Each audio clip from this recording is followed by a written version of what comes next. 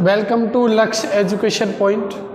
लक्ष्य education point Kasganj में आपका बहुत बहुत स्वागत है। जैसा कि आप लोगों को पता ही है, तो आज हम जो है मैं आपको कुछ भी पढ़ाने वाला नहीं हूँ, बस केवल एक जो जॉब अपडेट आई हुई है उसके बारे में आपको बताने वाला हूँ। उस वैकेंसी का नाम है एसएससी MTS। किसकी?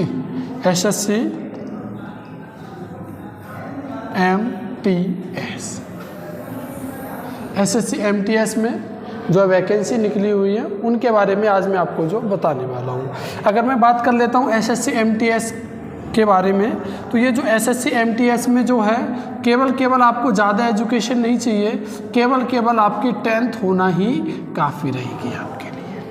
अगर आपने केवल 10th कर ली है तो आपके लिए बेस्ट रहेगी ये, ठीक है। चलिए मैं इसके बारे में थोड़ी बहुत और जानकारी देता हूँ, मतलब इसमें क्या क्राइटेरिया रहने वाला है और इसकी फ़ीस क्या होने वाली है और इसके फॉर्म डालना कब से कब तक रहेंगे, ठीक है ना। इसके बारे में सारी व्यापक जानकारी मैं जो आपको देता हूँ। देखिए, एक एसएससी की बहुत ही अच्छी बात है, वो अच्छी बात यह है कि जो कि इसमें केवल आपको एक बार ही रजिस्ट्रेशन करना पड़ता है, बाकी के आप लोगों को रजिस्ट्रेशन करना नहीं पड़ता है। आपको अपने गूगल क्रोम में जाना है और वहाँ पर जाकर के सर्च करना है सरकारी रिजल्ट।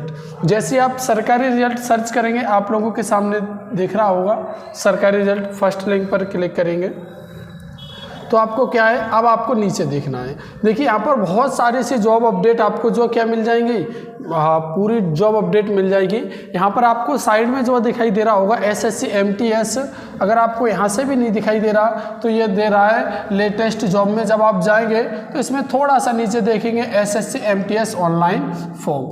जैसे ही आप इस पर क्लिक करेंगे तो आपके सामने कुछ इस प्रकार का इंटरफेस आ जाएगा, ठीक है। हाँ देखिए, अगर इसमें नहीं दिख रहा है तो कोई बात नहीं है, मैं क्या करूँगा साथ के साथ में चीज़ों को जो है लिखते चलूँगा मैं, ठीक है। हाँ अब देखो, एप्लीकेशन स्टार्ट, यानी आपके जो फॉर्म डालने की जो डेट है, यानी जो जब कब से आपके फॉर्म डालना स्टार्ट हो जाएंगे, वो आपके हो जाएंगे 18 जनवरी 2023। कब से? 18 जनवरी 2023 से इसके जो फॉर्म डालना स्टार्ट हो जाएंगे। अगर मैं बात करता हूँ इसकी लास्ट डेट अप्लाई की, इसकी लास्ट डेट अप्लाई की तो कितने, 17/2/2023, यानी 17 तारीख और फरवरी में आपके जो है अंतिम फॉर्म आपके जो है डलेंगे। मतलब एप्लीकेशन आपके ऑनलाइन फॉर्म होना बंद हो जाएंगे 17 तारीख को, ठीक है ना। 11 बजे तक ये वेबसाइट चलेगी, 11 PM बाकायदा इसने लिखा हुआ है। बाई चांस अगर आपकी फ़ीस रह जाती है तो कई बार ऐसा होता है ना कि साइट पर थोड़ा बहुत लोड हो जाता है, तो इसलिए वो लोग क्या करते हैं, तो आप जो अगर आपके ऑनलाइन फॉर्म हो गया है, केवल फीस नहीं घटी है, आपके फ़ोटो सिग्नेचर कंप्लीट हो गए हैं, तो इस कंडीशन में आप क्या कर सकते हैं, अपनी जो है फीस जो है कितने तारीख तक, 19 फरवरी तक आप अपनी फ़ीस काट सकते हैं। अगर आपको कुछ करेक्शन करना है तो ये भी आप 23 से लेकर के 24 फरवरी के बीच में कर सकते हैं। इसने जो है आपको जो है देखो 2 चीज़ दी गई है इसके द्वारा। क्या चीज़ दी गई? देखो, एक है इसमें CBT एग्ज़ाम डेट, यानी जो पहला जो आपका पेपर होगा वो आपका पेपर कब होगा, ये अप्रैल 2023 में दिखा रहा है, यानी अभी हम लोगों के पास में ज़्यादा समय नहीं बचा हुआ है। देखिए फरवरी तो लगभग, वो क्या बोलते हैं, जनवरी तो लगभग जाने वाली है, ठीक है। फरवरी से आप लोग अपनी तैयारी जो है कंटिन्यू जो है स्टार्ट कर सकते हैं। अगर मैं बात कर लेता हूँ इसमें फ़ीस की, किसकी बात कर लेता हूँ, फ़ीस की। देखिए जनरल, OBC और इसके अलावा मैं बात कर लेता हूँ EWS, इनके लिए केवल 100 रुपये फीस रखी गई है। कितनी फीस रखी गई है? 100 रुपये फीस रखी है। और बाकी की जो भी कैटेगरी बचेगी उनके लिए आपको कोई भी फीस पे नहीं करनी पड़ेगी। और इसमें एक अच्छी बात और है, जो कि फीमेल हैं, फीमेल चाहे किसी की भी कैटेगरी की हो, उनके लिए वहाँ से उनसे 1 भी रुपया नहीं लिया जाएगा, ठीक है या नहीं। चलिए अब हम लोग जो है आगे बढ़ते हैं, थोड़ा सा इसके बारे में और मैं आप लोगों को जानकारी देता हूँ, ठीक है या नहीं। चलिए हाँ, अब मैं बात कर लेता हूँ एज के ऊपर और बात करूँगा आपके पोस्ट के ऊपर, मतलब कितनी नंबर ऑफ वैकेंसी है जिन पर आप जो है अप्लाई कर सकते हैं, ठीक है। हाँ अब मैं सबसे पहले आपको बताता हूँ एज जो इसमें जो आपकी होनी चाहिए वो 18 से लेकर के, कितने से लेकर के, 18 से लेकर के कहाँ तक होनी चाहिए, 25-23, वो 25 माफ़ करिएगा 25-27। आप कहोगे सर ये अलग अलग चीज़ क्या है, तो ये अलग अलग चीज़ ये है जो कि अगर आपकी एज अगर 18 साल है और आपने हाई स्कूल कर ली है तो आप इसमें एलिजिबल होंगे फॉर्म डालने के लिए, ठीक है। अच्छा, कई बार क्या है कि जो कि अकॉर्डिंग टू कैटेगरी, ठीक है ना, अगर आपको एज में रिलैक्सेशन क्या चाहिए, आपको छूट चाहिए, रिलैक्सेशन चाहिए, तो उस कंडीशन में ये आपके लिए पोस्ट वाइज रहेगी 25 से, किसी पोस्ट में आपको 25 वर्ष भी ले सकते हैं और किसी पोस्ट में मैक्सिमम एज जो 27 वर्ष भी ले सकते हैं। हालांकि इसमें आपको एज का रिलैक्सेशन भी मिल जाता है, ठीक है, उसके अकॉर्डिंग है ये, ठीक है। अब मैं बात कर लेता हूँ हाँ मल्टीटास्किंग नॉन टेक्निकल स्टाफ के लिए, ठीक है ना। मल्टीटास्किंग जो नॉन टेक्निकल जो स्टाफ है उसकी जो पहले मैं ये बताता हूँ नंबर ऑफ वैकेंसी कितनी है। टोटल वैकेंसी आपकी 12,523 वैकेंसी है, ठीक है ना। ये जो 2 पोस्ट के लिए आई है, एक है आपका ये हवलदार, किस पोस्ट के लिए, हवलदार पर है आपकी 529 वैकेंसी। हवलदार की कितनी वैकेंसी है, 529 हैं। अगर मैं बात करता हूँ मल्टीटास्किंग नॉन टेक्निकल की, यानी मल्टीटास्किंग नॉन टेक्निकल जो डिपार्टमेंट है उसकी जो नंबर ऑफ जो वैकेंसी है, यानी ये बहुत ज़्यादा है, यानी 11,994 वैकेंसी। उम्मीद करता हूँ ये आप अच्छे तरीके से समझ गए होंगे, ठीक है ना। ये नंबर ऑफ वैकेंसी है। अच्छा, आप लोगों को देखिए क्वालिफिकेशन आपकी वही है, आपकी क्या होनी चाहिए, केवल आपकी जो है 10th होनी चाहिए। भारत के आप चाहे किसी भी बोर्ड से क्यों ना हो, आपकी हर हाल में 10th होना अनिवार्य है, ठीक है। अब देखो इसमें कुछ फिजिकल के बारे में बता दिया है। ये जो फिजिकल होगा केवल हवलदार वालों का होगा। जो मेल कैंडिडेट हैं, कौन है, जो मेल कैंडिडेट हैं उनके लिए क्या करना पड़ेगा, 1600 मीटर की रेस। कितने मीटर की रेस, 1600 मीटर की रेस कितने मिनट में, 15 मिनट में आपको तय करनी होगी। यानी अगर आप देखोगे तो अगर थोड़ी सी भी अगर आपकी स्पीड सही है तो आप चल कर भी इसे जो है क्रॉस कर सकते हैं, यानी पैदल चल के भी कर सकते हैं। यानी इतनी ज़्यादा रनिंग तो नहीं मांगी गई है।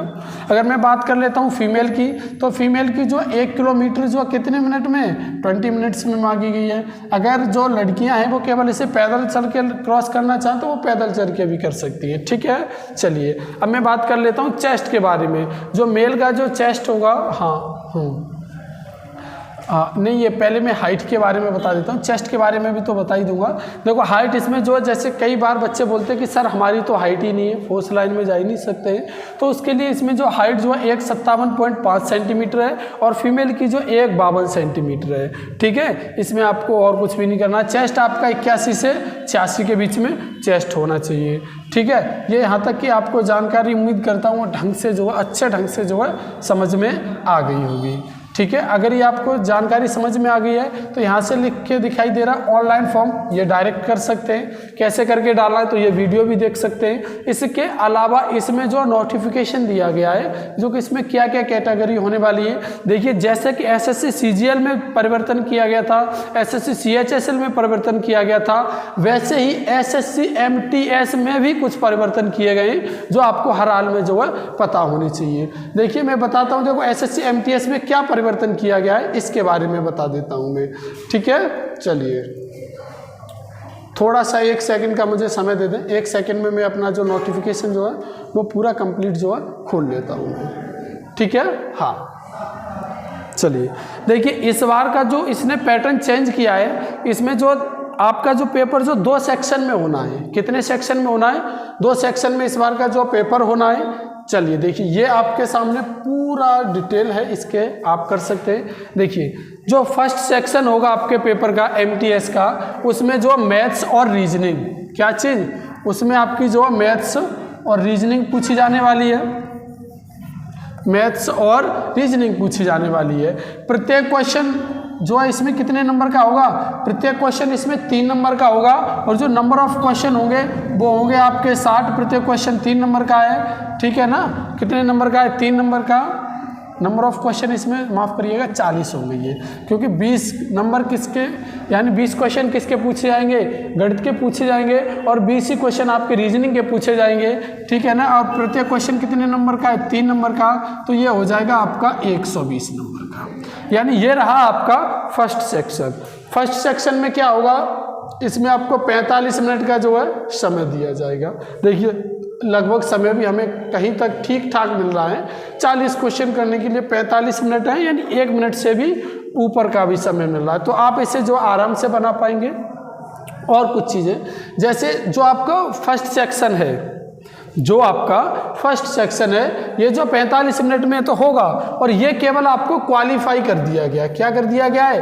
क्वालिफाई कर दिया गया है, यानी इसमें केवल आपकी जो मेरिट लगेगी उसमें इसके नंबर ऐड नहीं होंगे, ये केवल आपको पास करना बहुत ही अनिवार्य है। ठीक है, ये क्वालिफाइंग है। अब मैं बात करता हूँ फर्स्ट सेक्शन के बारे में। कौन से सेक्शन के बारे में? फर्स्ट सेक्शन के बारे में। जो फर्स्ट सेक्शन में जो बच्चे जो ज़्यादातर बोलेंगे कि सर क्या इसमें नेगेटिव मार्किंग है, तो इसमें नेगेटिव मार्किंग नहीं है। फिर दोबारा बता रहा हूँ, जो फर्स्ट सेक्शन होगा उसमें नेगेटिव मार्किंग नहीं रहेगी, केवल क्वालिफाइंग मार्क्स रहेंगे।